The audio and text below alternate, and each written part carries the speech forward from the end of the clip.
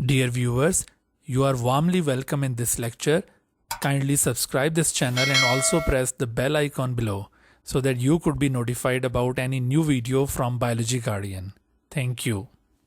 बिस्मिल्लाहिर्रहमानिर्रहीम। अस्सलाम वालेकुम स्टूडेंट्स। आज के सिंथेसिस को डिटेल के साथ डिस्कस करेंगे। आज के लेक्चर के जो लर्निंग ऑब्जेक्टिव्स हैं, जो आज के लेक्चर में हमने चीज़ें अंडरस्टैंड करनी है, उनमें सबसे पहली चीज़ आपने देखनी है site of photosynthesis in plant body. दूसरी बात जो हमने लर्न करनी है आज के लेक्चर में वो है मेजर फेजेस और reactions of photosynthesis and their site in chloroplast. और इसके अलावा आपको लाइट और डार्क रिएक्शंस का पहले एक ओवरव्यू प्रोवाइड करेंगे और फिर जो कॉमन स्टेप्स लाइट रिएक्शन के अंदर टेक प्लेस होते हैं उनको हम डिस्कस करेंगे।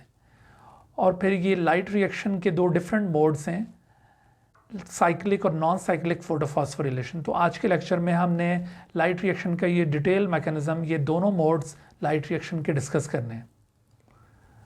और इसके साथ साथ आपको लाइट रिएक्शन में किस तरह से रेडिएंट एनर्जी की ट्रांसफॉर्मेशन होती है केमिकल फॉर्म ऑफ एनर्जी में by the mechanism of chemiosmosis. ये टर्म हम ऑलरेडी यूज़ कर चुके हैं अपने पिछले लेक्चर्स के अंदर। आज हम इसकी डिटेल भी डिस्कस करेंगे।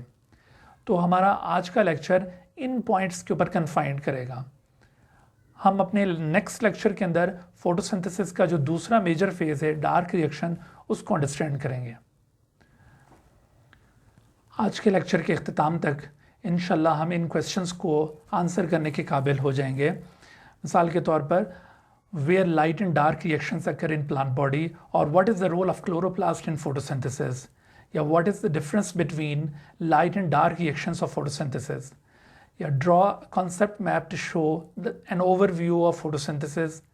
What are the common steps of light dependent phase? What is the difference between non-cyclic and cyclic photophosphorylation? What is the mechanism of photolysis of water? How the electron holes of photosystem 1 and photosystem 2 are filled up in non-cyclic photophosphorylation? What are the components of electron transport chain of photosystem 1 and photosystem 2 in non-cyclic photophosphorylation? And what are the components of electron transport chain of photosystem 1 in cyclic photophosphorylation? And what is the final electron acceptor of photosystem 1 and photosystem 2? And how energy of photon is transformed into ATP during light reaction? तो इंशाल्लाह इस lecture के अख्ताम तक हम इन questions को answer करने के काबिल हो जाएंगे। तो आइए शुरू करते हैं आज का लेक्चर। तो आज के लेक्चर में हमने फोटोसिंथेसिस का मैकेनिज्म डिटेल के साथ अंडरस्टैंड करना है। स्टूडेंट्स, हमने अपने प्रीवियस लेक्चर में फोटोसिंथेसिस को जब डिफ़ाइन किया था तो आपको याद होगा कि हमने इस तरह से कुछ बयान किया था कि फ़ोटोसिंथेसिस में कार्बन डाइऑक्साइड, जो कि कार्बन की एक ऑक्सीडाइज फॉर्म कंसिडर की जाती है, इस कार्बन डाइऑक्साइड की रिडक्शन होती है by the hydrogen of water. Hydrogen of water जो कि यूज़ हो रहा है, इस वजह से वाटर का यहाँ पर रोल एज रिड्यूसिंग एजेंट होगा। तो वाटर अपना हाइड्रोजन कार्बन डाइऑक्साइड को रिड्यूस करने के लिए प्रोवाइड कर देगा और ख़ुद ये ऑक्सीडाइज हो जाएगा। तो इस तरह से जो प्रोडक्ट्स यहाँ पे बनेंगी, कार्बन डाइऑक्साइड कन्वर्ट हो जाएगा into a reduce form of carbon, that is C6H12O6 यानी ग्लूकोज। और इसके अलावा ऑक्सीजन के 6 मॉलिक्यूल्स और वाटर के 6 मॉलिक्यूल्स एज बाय प्रोडक्ट भी प्रोड्यूस होंगे। तो आप इस इक्वेशन के अंदर देख रहे हैं कि कार्बन डाइऑक्साइड जो कि ऑक्सीडाइज फॉर्म ऑफ कार्बन है, ये रिड्यूस फॉर्म ऑफ कार्बन के अंदर कन्वर्ट हो रहा है। तो इस वजह से इस इवेंट को हम यहाँ पे रिडक्शन इवेंट कहेंगे। याद रखिए कि रिडक्शन किसकी हो रही है? कार्बन डाइऑक्साइड की। अक्सर एमसीक्यूज़ में आपसे ये बात पूछी जाती है कि फोटोसिंथेसिस के किस मॉलिक्यूल की रिडक्शन होती है और किस मॉलिक्यूल की ऑक्सीडेशन होती है। तो आपने ये ज़रूर याद रखना है कि फोटोसिंथेसिस में कार्बन डाइऑक्साइड एक्चुअली रिड्यूस हो रहा है और जबकि वाटर ऑक्सीडाइज हो रहा है। वाटर जो कि एक reduce form of oxygen consider की जाती है, क्योंकि यहाँ पर ऑक्सीजन के साथ आपको हाइड्रोजन अटैच नज़र आ रहा है, तो इस वजह से इसको रिड्यूस फॉर्म ऑफ ऑक्सीजन भी कहा जाता है। तो ये अपना हाइड्रोजन जब डोनेट कर देगा कार्बन डाइऑक्साइड की रिडक्शन के लिए तो खुद ही ऑक्सीडाइज हो जाएगा। तो ये इवेंट ऑक्सीडेशन इवेंट कहलाता है। तो because of this reduction in oxidation the process of photosynthesis is therefore called as redox process. तो फोटोसिंथेसिस को रिडॉक्स प्रोसेस क्यों कहा जाता है, ये अक्सर एक शॉर्ट क्वेश्चन के तौर पर पूछा जाता है। तो उसमें आपने यही आंसर देना है कि since in photosynthesis carbon dioxide is reduced into glucose whereas water is oxidized into oxygen, therefore the process of photosynthesis is called redox process। अच्छा, दूसरी तरफ एक और एंगल से अगर इस फोटोसिंथेसिस के प्रोसेस को देखा जाए तो हमें ये लगता है कि फोटोसिंथेसिस एक ऐसा इवेंट है जिसमें कार्बन डाइऑक्साइड और वाटर, जो कि एनर्जी पुअर मॉलिक्यूल्स हैं, ये इस प्रोसेस में एक एनर्जी रिच मॉलिक्यूल में चेंज हो रहे हैं और वो एनर्जी रिच मॉलिक्यूल है ग्लूकोज। याद रखिए कि फोटोसिंथेसिस की प्रोडक्ट्स में ना सिर्फ ग्लूकोज इंक्लूडेड है बल्कि इसके साथ साथ ऑक्सीजन और वाटर भी इसकी प्रोडक्ट्स हैं। लेकिन फोटोसिंथेसिस की ये सभी प्रोडक्ट्स एनर्जी रिच नहीं है। एनर्जी रिच मॉलिक्यूल इनमें सिर्फ ग्लूकोज को कंसिडर किया जाता है। तो इस पॉइंट ऑफ व्यू से आप देख रहे हैं कि फोटोसिंथेसिस एक ऐसा प्रोसेस है जिसमें energy poor molecules energy rich molecules में कन्वर्ट हो रहे हैं। तो ये जो एनर्जी डिफरेंस आपको नजर आ रहा है कि ये energy poor molecule energy rich molecule में चेंज हो रहे हैं, तो इसका मतलब है कि लाजमी तौर पर यहाँ पर कुछ extra amount of energy incorporate हो रहा है सिस्टम के बाहर से। और वो एक्स्ट्रा अमाउंट ऑफ एनर्जी कहाँ से आ रहा है, वो दरअसल सनलाइट है।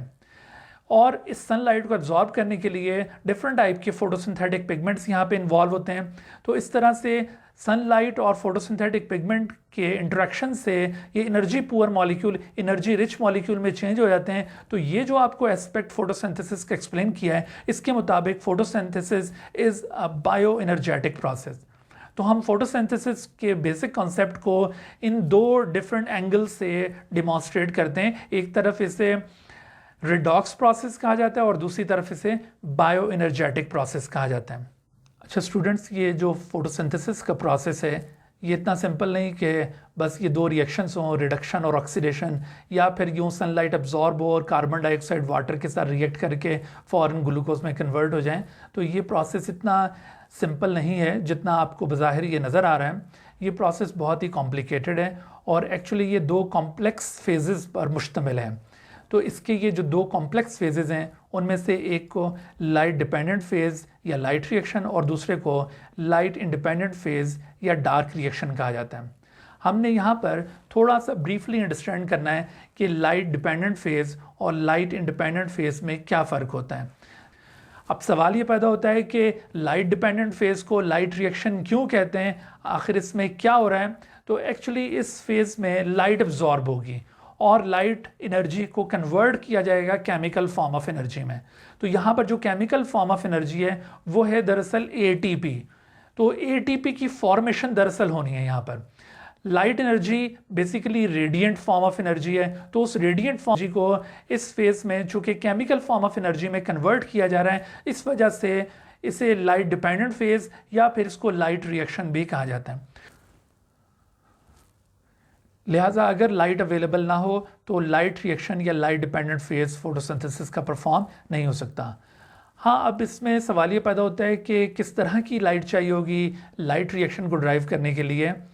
तो बेसिकली तो सनलाइट चाहिए होती है, लेकिन अगर सनलाइट अवेलेबल ना हो तो हम लैब में ये जितनी भी आर्टिफिशियल लाइट्स हैं यानी बल्ब या ट्यूबलाइट की लाइट, उनको भी यूज़ कर सकते हैं फोटोसिंथेसिस के प्रोसेस को ड्राइव करने के लिए। लेकिन फ़र्क ये पड़ेगा कि बाकी जितने भी लाइट के सोर्सेज होंगे उनसे आने वाली लाइट की इंटेंसिटी जो कि वीक होगी, तो रेट ऑफ फोटोसिंथेसिस ज़रूर कम होगा। और अगर आप ब्राइट सनलाइट प्रोवाइड कर रहे हैं किसी प्लांट को फोटोसिंथेसिस के लिए तो यकीनन उसका रेट ऑफ फोटोसिंथेसिस ज़्यादा होगा। तो लाइट ज़रूर चाहिए होती है लाइट रिएक्शन को ड्राइव करने के लिए, इसी वजह से इस फेज़ को लाइट डिपेंडेंट फेज़ कहते हैं। और दूसरी तरफ जो लाइट इंडिपेंडेंट फेज़ या जिसे डार्क रिएक्शन भी कहा जाता है, इसमें क्या होता है, तो इसमें एक्चुअली कार्बन डाइऑक्साइड रिड्यूस होगा और इसकी रिड्यूस फॉर्म ग्लाइसरल्डिहाइड 3 फॉस्फेट या फिर फॉस्फोग्लाइसरल्डिहाइड की फॉर्म में अपीयर होगी और यही मॉलिक्यूल आगे चलकर फिर ग्लूकोज की फॉर्मेशन में इन्वॉल्व होता है। तो लाइट इंडिपेंडेंट फेज़ में लाइट डायरेक्टली इन्वॉल्व नहीं हो रही। वो कैसे कि एक्चुअली लाइट यहाँ इस लाइट फेज के अंदर एब्जॉर्ब हुई थी और उसको कन्वर्ट कर दिया गया था into chemical form of energy that is ATP, और फिर बाद में इन्हीं ATPs को यूज़ करते हुए इस एनर्जी पुअर मॉलिक्यूल को एनर्जी रिच मॉलिक्यूल में कन्वर्ट किया गया है। तो इसी वजह से इस डार्क रिएक्शन को लाइट इंडिपेंडेंट फेज कहा जाता है। और चूंकि यहाँ पर लाइट डायरेक्टली इन्वॉल्व नहीं हो रही तो इसी वजह से इसको डार्क रिएक्शन भी कहते हैं। डार्क रिएक्शन कहने का ये हरगिज़ मतलब नहीं है कि ये डार्क में या रात के वक्त ये फेज़ परफॉर्म हो रहा है, क्योंकि ये फेज़ भी लाइट रिएक्शन के पैरेलली परफॉर्म हो रहा होता है। ये फेज़ अगरचे लाइट पर डायरेक्टली डिपेंडेंट तो नहीं, लेकिन लाइट रिएक्शन की प्रोडक्ट्स के ऊपर ज़रूर डिपेंडेंट है, और ये प्रोडक्ट्स जो कि डे टाइम में ही अवेलेबल होती हैं, लाइट रिएक्शन डे टाइम में परफॉर्म हो रहा होता है, तो इसी वजह से डार्क रिएक्शन भी डे टाइम में ही परफॉर्म हो रहा है। तो ये गलत फहमी अपने दिमाग से निकाल दीजिए कि डार्क रिएक्शन शायद रात के वक्त परफॉर्म होता है।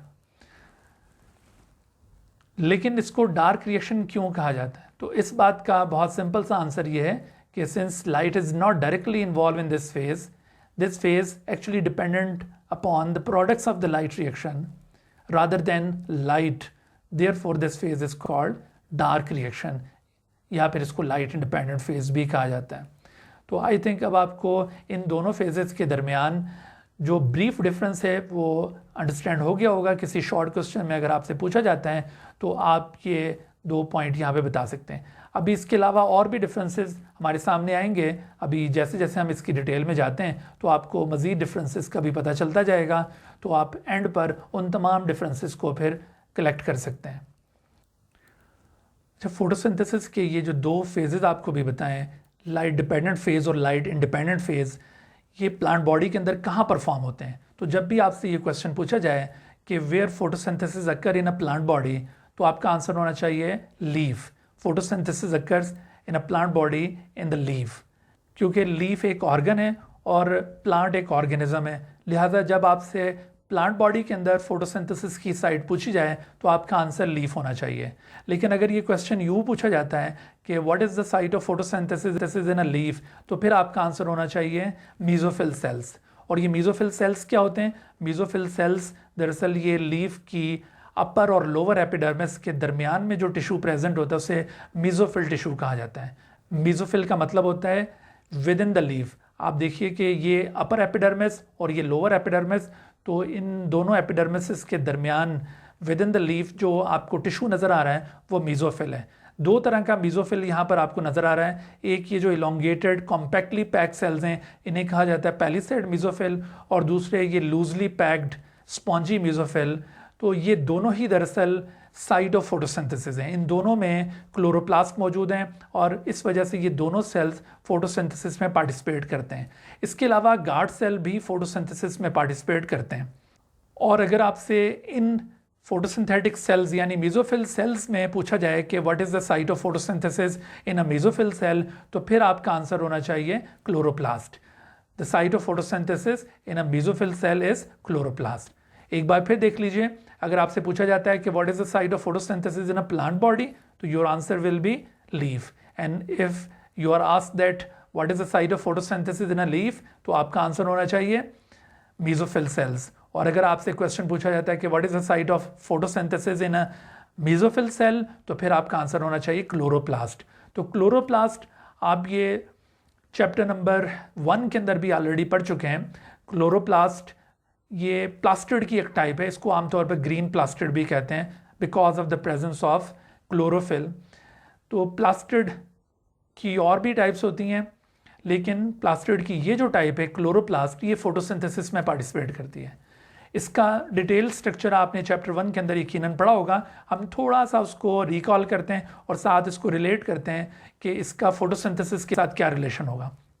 आप देख रहे हैं कि क्लोरोप्लास्ट एक डबल मेम्ब्रेनस स्ट्रक्चर है।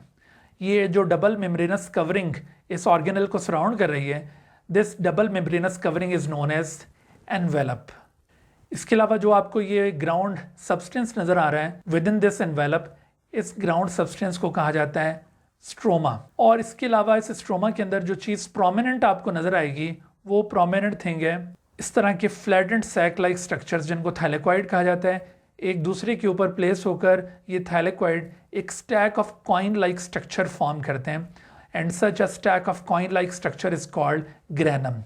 ग्रैनम सिंगुलर वर्ड है और प्लूरल है ग्रैना। तो इस तरह के बहुत सारे grana through out the stroma distributed हैं। आपको बाकी ग्रैना यहाँ पे शो नहीं किए गए, ये आपको थोड़े धुंधले धुंधले बाकी ग्रैना नज़र आ रहे होंगे, लेकिन आप ये याद रखिए कि इस तरह के ग्रेना पूरे स्ट्रोमा के अंदर डिस्ट्रीब्यूटेड है। तो ये जो आपको ग्रेनम रीजन नज़र आ रहा है, दरअसल यही वो रीजन है जहाँ पर लाइट रिएक्शन टेक प्लेस होगा। ये लाइट रिएक्शन की दरअसल साइट है। और क्यों साइट है ये लाइट रिएक्शन की? क्योंकि यहाँ पर दरअसल पिगमेंट्स मौजूद होते हैं। और जबकि दूसरा जो फेज़ अभी आपको बताया था, डार्क रिएक्शन या लाइट इंडिपेंडेंट फेज़, वो दरअसल स्ट्रोमा के अंदर परफॉर्म होगा।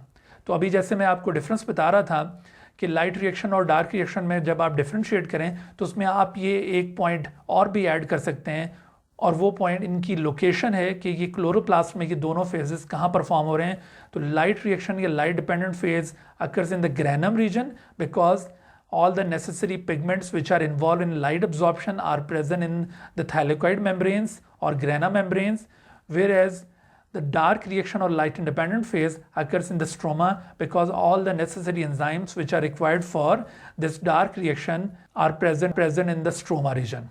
अच्छा, डार्क रिएक्शन के तौर पर जो एक यूनिवर्सल पाथवे परफॉर्म होता है वो कहलाता है केल्विन साइकिल। तो इस वजह से ये डार्क रिएक्शन यहाँ पर केल्विन साइकिल की फॉर्म में दिखाया जा रहा है। अच्छा, अब लाइट रिएक्शन और डार्क रिएक्शन अगर इनको हम समराइज करें, वैसे तो अभी आपको मैंने ब्रीफली बताया था कि लाइट रिएक्शन में लाइट एनर्जी की कन्वर्जन होती है into chemical form of energy, और डार्क रिएक्शन में कार्बन डाइऑक्साइड की रिडक्शन होगी और G3P बनेगा। लेकिन एज अ होल अगर हम इसको समराइज़ करें कि लाइट रिएक्शन में क्या क्या इवेंट्स परफॉर्म होंगे और डार्क रिएक्शन में क्या क्या इवेंट्स परफॉर्म होंगे, तो हमें इन दोनों फेजेस को डिफ्रेंशिएट करना और भी आसान हो जाएगा। तो सबसे पहले देखिए कि लाइट रिएक्शन में लाइट की एब्जॉर्प्शन होनी है, और लाइट एब्जॉर्ब करने के लिए आपको जैसे बताया था कि यहाँ फोटोसिंथेटिक पिगमेंट्स मौजूद हैं। जब ये फोटोसिंथेटिक पिगमेंट्स जो कि क्लस्टर की फॉर्म में मौजूद होते हैं और उन क्लस्टर्स को फोटोसिस्टम कहा जाता है, ये कॉन्सेप्ट भी आप ऑलरेडी पिछले लेक्चर्स के अंदर पढ़ चुके हैं। इन थाइलेकोइड मेम्ब्रेन्स के अंदर मौजूद photosynthetic pigment in the form of photosystem light को एब्जॉर्ब करेंगे, और लाइट एब्जॉर्ब करने पर उनके इलेक्ट्रॉन एक्साइट कर जाते हैं। तो वो जो एक्साइटेड इलेक्ट्रॉन्स हैं उनकी एनर्जी को यूटिलाइज किया जाता है in order to make ATP। होता कुछ इस तरह से कि लाइट रिएक्शन के दौरान ADP की फॉस्फोरिलेशन की जाती है, फॉस्फेट ग्रुप इसके अंदर ऐड किया जाता है, और फॉस्फेट के एडिशन के ज़रिए ADP को ATP बनाया जाता है। लेकिन इस रिएक्शन के लिए जो एनर्जी रिक्वायर्ड होगी वो ये रेडिएंट फॉर्म ऑफ एनर्जी है। दरअसल ये रेडिएंट फॉर्म ऑफ एनर्जी पहले इलेक्ट्रॉन्स को एक्साइट कर रही है, और उन्हीं एक्साइटेड इलेक्ट्रॉन्स के ज़रिए ADP इनऑर्गेनिक फॉस्फेट के साथ कंबाइन होकर ATP बन रहा है। इसकी डिटेल अभी आगे चलकर आपको बताएंगे कि ये कैसे कर मुमकिन होता है कि लाइट एब्जॉर्ब हो, इलेक्ट्रॉन्स एक्साइट हों, और उन एक्साइटेड इलेक्ट्रॉन से ये रिएक्शन कैरिड आउट हो जाए। तो इसकी डिटेल अभी हमें आपको एक्सप्लेन करते हैं। तो बहरहाल याद रखिए कि लाइट रिएक्शन में लाइट एब्जॉर्ब होनी है, लाइट एब्जॉर्ब होने के साथ साथ यहाँ पर ADP इनऑर्गेनिक फॉस्फेट के साथ कंबाइन करके ATP में कन्वर्ट होगा। इसके अलावा क्या होगा? इसके अलावा ये होगा कि जब ये फोटो सिस्टम अपना इलेक्ट्रॉन लूज कर देता है तो यहाँ पर इलेक्ट्रॉन डेफिशिएंसी क्रिएट हो जाती है। तो उस इलेक्ट्रॉन डेफिशिएंसी को कंपनसेट करने के लिए वाटर यहाँ फोटो सिस्टम के साथ रिएक्ट करता है, और वाटर अपना इलेक्ट्रॉन डोनेट कर देता है फोटो सिस्टम को, और ख़ुद ये ऑक्सीजन में कन्वर्ट हो जाता है। जबकि वाटर से निकलने वाले हाइड्रोजन ये NADP को रिड्यूस करने में यूज़ हो जाएंगे, और इस तरह से NADP उन हाइड्रोजन्स को लेकर NADPH में कन्वर्ट हो जाएगा। तो आपने देखा कि फोटोसिंथेसिस के इस लाइट रिएक्शन में वाटर ब्रोकन डाउन हो रहा है, स्प्लिट कर रहा है। तो वाटर की ये जो स्प्लिटिंग हो रही है इसे कहते हैं फोटोलाइसिस ऑफ वाटर। इसको भी हम डिटेल से बताएंगे कि ये फोटोलाइसिस ऑफ वाटर कैसे हुआ था, और इस फोटोलाइसिस ऑफ वाटर की प्रोडक्ट्स क्या बनी। एक ऑक्सीजन एटम इसमें से रिलीज़ हुआ, क्योंकि एक और वाटर मॉलिक्यूल जब स्प्लिट करेगा एक और ऑक्सीजन एटम रिलीज़ होगा, और ये दोनों मिलकर O2 बना लेंगे। और इसके अलावा जो इसमें से हाइड्रोजन और इलेक्ट्रॉन्स निकले थे वो NADP को रिड्यूस करने में यूज़ हो गए, और इस तरह से NADPH फॉर्म हुआ है। तो ये वो इवेंट्स हैं जो लाइट रिएक्शन में परफॉर्म होते हैं। लाइट रिएक्शन के अंदर ये जो आपने डिफरेंट इवेंट्स अभी मुलाहिजा किए हैं, इन इवेंट्स में वाटर यहाँ पर एज इनपुट एक्ट कर रहा है। इनपुट का मतलब है कि वो चीज़ जो सिस्टम के बाहर से आ रही है। तो वाटर चूँकि सिस्टम के बाहर से यहाँ पर इनकॉर्पोरेट हो रहा है, इस वजह से इसे इनपुट कहा जा रहा है। जबकि ऑक्सीजन आउटपुट के तौर पर बिहेव कर रही है, क्योंकि ऑक्सीजन मॉलिक्यूल यहाँ से रिलीज़ हो जाएगा, सिस्टम से बाहर चला जाएगा, तो इस वजह से ऑक्सीजन को आउटपुट ऑफ लाइट रिएक्शन कहा जाएगा। तो ये अक्सर एमसीक्यूज में पूछा जाता है कि which molecule is input of the light reaction, तो water is input of the light reaction, and which molecule is output of the light reaction, तो oxygen is output of the light reaction. जबकि इसके मुकाबले में ये जो दो molecules हैं NADPH और ATP, इन दोनों का क्या स्टेटस है? So these two are called products of light reaction. इन दोनों को लाइट रिएक्शन की प्रोडक्ट्स कहा जाएगा, क्योंकि यही वो दो प्रोडक्ट्स हैं जो आगे डार्क रिएक्शन में यूटिलाइज होंगी। ये भी अक्सर शॉर्ट क्वेश्चन में पूछा जाता है कि what are the products of light reaction and explain their role in the dark reaction. तो आपने इन प्रोडक्ट्स में NADPH और ATP को इंक्लूड करना है, और इनका रोल अब आप आगे बताएंगे कि डार्क रिएक्शन में ये दोनों मॉलिक्यूल किस तरह से यूटिलाइज होते हैं। देखिए, डार्क रिएक्शन के अंदर, जो कि एक मेटाबॉलिक पाथवे पर मुश्तमिल है, केल्विन साइकिल इस मेटाबॉलिक पाथवे को कहते हैं, इसमें कार्बन डाइऑक्साइड इनकॉर्पोरेट होगा, और इस कार्बन डाइऑक्साइड की रिडक्शन के लिए NADPH अपना हाइड्रोजन प्रोवाइड करेगा, और इसी वजह से NADPH को रिड्यूसिंग पावर कहा जाता है, क्योंकि ये कार्बन डाइऑक्साइड की रिडक्शन के लिए हाइड्रोजन प्रोवाइड करता है। अगरचे जो असल रिड्यूसिंग एजेंट है वो वाटर है, लेकिन वाटर यहाँ पर डायरेक्टली केल्विन साइकिल में पार्टिसिपेट नहीं कर रहा।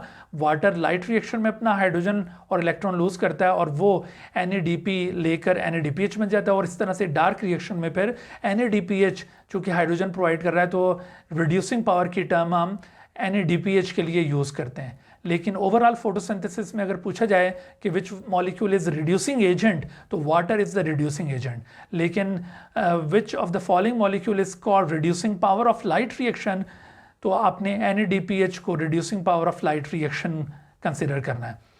अच्छा, इसके साथ साथ ATP इस कार्बन डाइऑक्साइड को एनर्जी रिच बनाएगा। ATP की एनर्जी कंटेनिंग मॉलिक्यूल है, कार्बन डाइऑक्साइड एनर्जी पुअर था, तो ATP इस कार्बन डाइऑक्साइड को एनर्जी रिच बना देता है। इसी वजह से ATP को यहाँ पर असिमिलेटिंग पावर कहा जाता है, यानी एक ऐसा मॉलिक्यूल जिसकी एनर्जी यूटिलाइज हो रही है नेक्स्ट फेज के अंदर, तो ATP is therefore called assimilating power.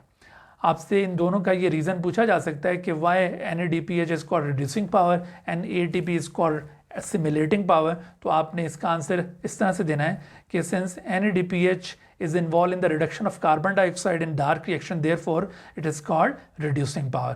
और इसी तरह से आप ATP को as assimilating power explain करेंगे इस तरह से कि since ATP provides energy for the formation of energy rich molecule in the dark reaction, therefore it is called assimilating power। तो इस तरह से ये दोनों मॉलिक्यूल अपना अपना रोल परफॉर्म करने के बाद अपनी दोबारा से ये रॉ स्टेट में कन्वर्ट हो जाते हैं। NADPH NADP में कन्वर्ट हो जाएगा, और ATP ADP और इनऑर्गेनिक फॉस्फेट में दोबारा टूट जाएगा, और फिर दोबारा से ये दोनों मॉलिक्यूल लाइट रिएक्शन की तरफ चले जाएंगे रिसाइकल होने के लिए। अच्छा, अब कार्बन डाइऑक्साइड जो कि अब रिड्यूस भी हो चुका है और साथ ATP से उसने एनर्जी भी गेन कर ली है, तो ये एक एनर्जी रिच मॉलिक्यूल में कन्वर्ट हो जाएगा। That energy rich molecule is known as glyceraldehyde 3 phosphate और फॉस्फोग्लाइसरल्डिहाइड। तो इस डार्क रिएक्शन के अंदर कार्बन डाइऑक्साइड को इनपुट का स्टेटस हासिल है, जबकि G3P या फॉस्फोग्लाइसरल्डिहाइड को आउटपुट ऑफ डार्क रिएक्शन कहा जाता है। अब यही जो मॉलिक्यूल G3P है, ये आगे चलकर ग्लूकोज की फॉर्मेशन में पार्टिसिपेट करेगा, इसके अलावा स्टार्च की फॉर्मेशन में, और बाकी जितने भी ऑर्गेनिक कंपाउंड्स हैं वो भी इसी G3P से ओरिजिनेट होते हैं। तो इस तरह से ये जो दोनों इवेंट्स हैं लाइट रिएक्शन, ये क्लोरोप्लास्ट में परफॉर्म होते हैं। अच्छा, आपसे ये सवाल पूछा जा सकता है कि draw a concept map to show an overview of photosynthesis. तो ये दरअसल एक कॉन्सेप्ट मैप है जिसमें आप फोटोसिंथेसिस का एक ओवरव्यू दिखा रहे हैं। इसमें आपने फोटोसिंथेसिस की कंप्लीट स्टोरी को यहाँ पर कॉन्सेप्चुअली शो किया है कि ये जो दोनों फेजेस हैं ये क्लोरोप्लास्ट में किस किस जगह पर परफॉर्म हो रहे हैं और इनमें कौन कौन से मेन इवेंट्स परफॉर्म हो रहे हैं। इसके अलावा यहाँ पर आपसे लाइट रिएक्शन के इनपुट्स और आउटपुट्स, डार्क रिएक्शन के इनपुट्स और आउटपुट्स के बारे में पूछा जा सकता है, या प्रोडक्ट्स ऑफ लाइट रिएक्शन के बारे में आपसे पूछा जा सकता है। तो आप इन चीज़ों के ऊपर ज़रूर फोकस कीजिए। अगर आप ये इन बातों को याद रखेंगे तो ऐसे क्वेश्चंस को आंसर करना आपके लिए मुश्किल नहीं होगा। Dear viewers, thank you for watching this video. If you have not subscribed this channel, kindly subscribe it and also press the bell icon below so that you could be notified about any new video lecture from Biology Guardian. And also do not hesitate to ask any question regarding this lecture. My contacts are shown on the screen. Thank you once again.